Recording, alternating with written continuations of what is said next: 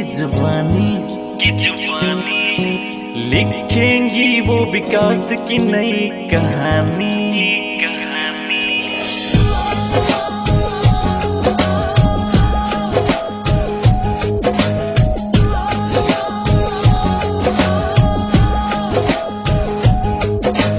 आओ सुनाओ अनीता देवी की जुबानी लिखेंगी वो विकास की नई कहानी।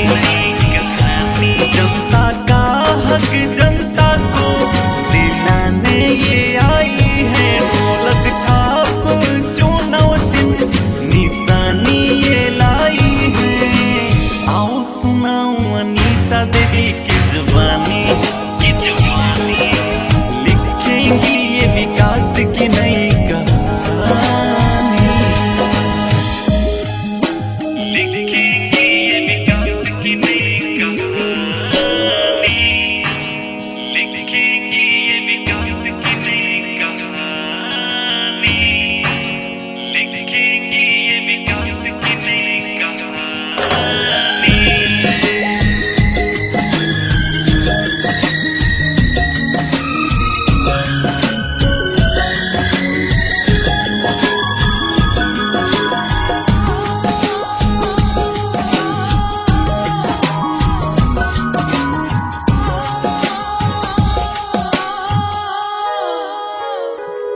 पंचायत के हक में लड़ जाएंगी ये, जो किया ना किसी ने कर दिखाएंगी ये।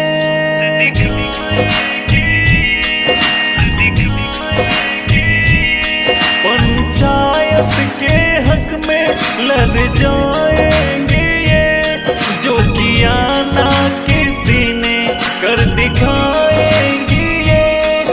ये कर्मठ सुयोग समाज सेवी उम्मीदवार, आओ मिलकर भरोसा इन पे करे एक बार, इन पे करे एक बार। आओ करे एक बार। आओ सुनाओ अनीता देवी की जुबानी लिखेंगी वो विकास की नई कहानी।